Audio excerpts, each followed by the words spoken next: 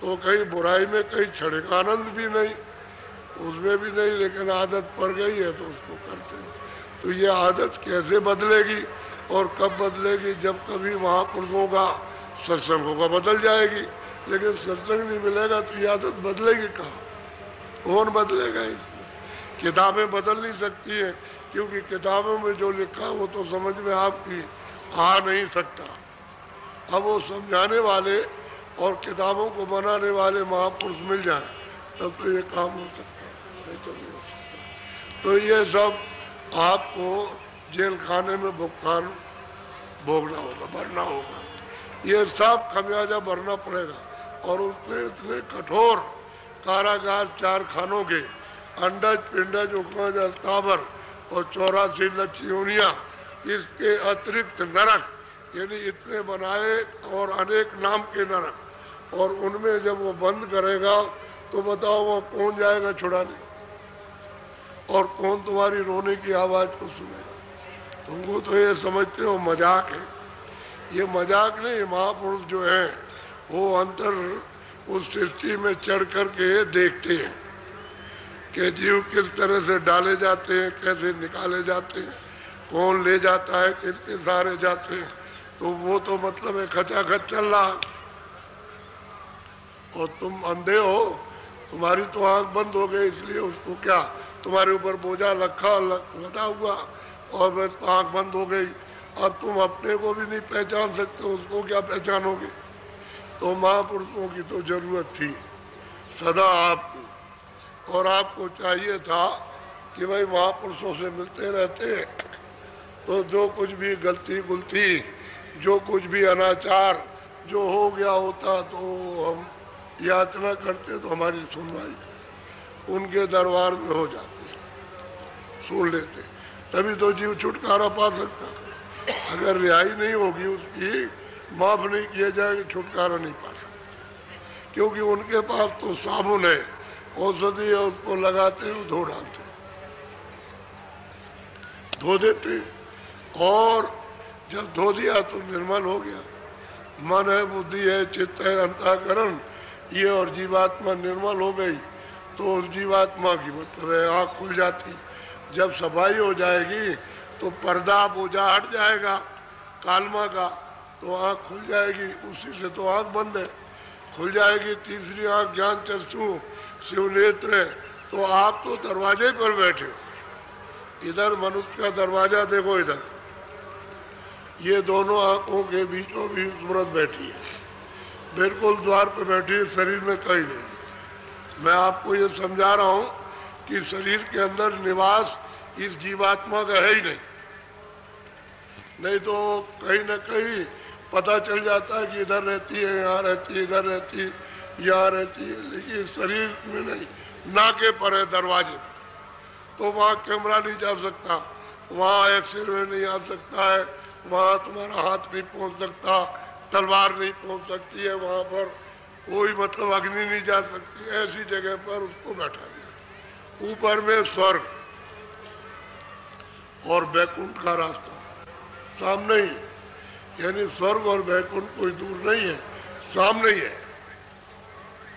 तो जब दरवाजे पर आप बैठे हो, सामने स्वर्ग और बैकुंठ है, और नीचे ये मृतलोक और ये घोर लोक, 4 खाने 84 लक्षयोनियां और नरक, ये नीचे। तो आप जब जीते जी नहीं पहुंचा सकते हो स्वर्ग में बैकुंठ में, तो मरने की बात क्या करते हो? ये सोचो कम से कम। फिर जब जीते नहीं तुमको मिला और जीते नहीं पहुंचे, तुमने अपनी जीवात्मा को सफाई करके वहाँ नहीं पहुँचा, तो गंदगी जाती नहीं है। वहाँ तो स्वर्ग बैकुंठ में यहाँ पानी का नाम निशान नहीं है, न मिट्टी है वहाँ, न यहाँ की वायु है, और न यहाँ का आकाश है, न यहाँ की अग्नि है। तो ये चीजें तो वहाँ जाती नहीं। तो ये बताओ कि कैसे? और आप मतलब कहते हो मरने के बाद जाएंगे, तो क्या मिट्टी को ले जाओगे? अरे भाई, लदे हुए कूड़े कचड़े को वहाँ लेकर जाओगे कि मरने के बाद हम वहाँ पहुँच जाएंगे? तो ये सब तुम्हारा झूठा अज्ञान संकल्प है, और अज्ञान तुम्हारे विचार हैं, और ये कल्पना है, ये मरने के बाद स्वर्ग मिल जाता है। अच्छा ये बताओ, कोई चिट्ठी पत्री आई? आपके तो बहुत बाप दादे और बुजुर्ग चले गए, उन्होंने कोई चिट्ठी भेजी है कि मैं स्वर्ग में पहुंच गया हूं और तुम लोग भी चले आओगे? ना वो आपसे मिले और ना उनकी कोई चिट्ठी पत्री आई। तो ये मोटी मोटी जो चीजें हैं उसको तो हमको समझ लेना चाहिए, और नहीं समझते लगे रहते हैं। तो ये जो मसाला इकट्ठा करते हो, ये खारिज मसाला, ये तुम्हारे काम का नहीं है।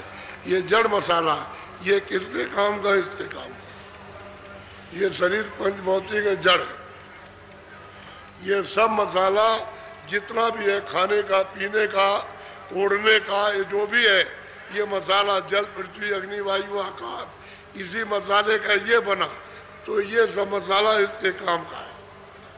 और इसमें जो सूरत बैठी हुई है, जो जीवात्मा, जो सोल है, जो रूह है, उसके ये कोई काम आने वाला है ही नहीं।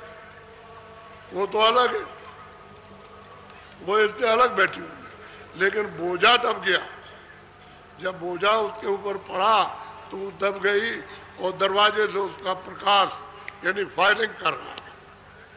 और आपने उसको इतना गंदा कर दिया कि वो सूरत जीवात्मा निकल नहीं सकती। अब वो ये उसको ये समझते हो जड़ हो गई। तो जड़ चेतन ग्रंथ पड़ गई, यानी चेतन की जो गांठ है जड़ के साथ, अब अपने आप नहीं निकलेगी जब तक निकालने वाला न मिले। तो जो निकला होगा वो इसमें से निकालेगा। जिसकी आँख खुली हो, जो इसका दरवाजा खुल गया हो, जो ऊपर को जाता हो, उधर तो अंधेरा है ही नहीं।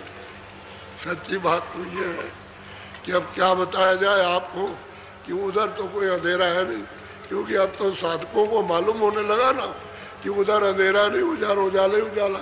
लेकिन जब गंदगी आती है तो उनको फौरन पता चल जाता है गंदगी आ गई, और वो गंदगी कैसे साफ की जाएगी। तो उसकी युक्ति को यानी जान लेना चाहिए कि गंदगी कभी आ भी जाए, इर्द गिर्द आस पास लोगों की गंदगी, तो उसको हम तुरंत साफ कर दें। तो आपके पास तो कुछ होना चाहिए ना। जब नहीं होगा तो कैसे आप साफ करोगे? वो तो महात्मा साफ करते हैं, उनके बाद तो गंदगी रहती है, तो सफाई कर देते हैं आपकी गंदगी। और फिर आपको भी वो युक्ति दे देते हैं कि भाई तुम्हारे पास भी गंदगी है तो तुम भी साफ कर लेना, इसकी दवाई कर देना, साफ हो जाएगी। तो असल चीज ये है कि हम इस जगत में तमाम अपना समय बर्बाद व्यर्थ लगाते और हमारे काम कोई नहीं आता। अच्छा तुमने इतना पाला पोसा बच्चों को, तुमने पाला, तुमको पाला पोसा, ये बताओ तुम अपने माँ बाप के कितने काम आए, और तुम्हारे बच्चे कितने काम आएंगे, और तुम्हारे बाप दादे उनके कितने काम आए। ये दुनिया स्वार्थ की सामने जवाब देती है, ये तो हमारे किसी काम के नहीं, हम कुछ नहीं। और फिर इनके साथ लगे, क्यों लगे? वो ममता, मोह। मोह क्या? अंधकार है, अज्ञान है। और वो क्या है? छाया। छाया में लगे हुए हो कि छाया मिल जाएगी, मिल जाएगी, और छाया किसी का काम आती है? तुम देखते हो ये शकल है, छाया है, और इसमें से जब निकाल दिया तो ये पड़ी धराशायी, ये गिरी।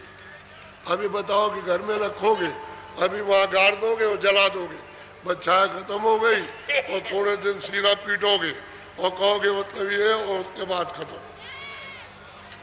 अब ये तो जानना चाहिए ना।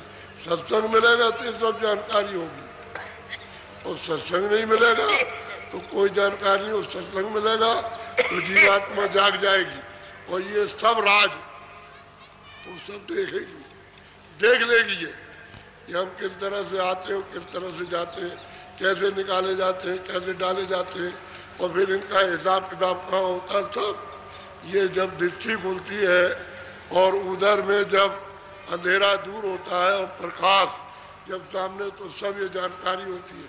तो महात्मा मिलना चाहिए। अब हमने सुने आपको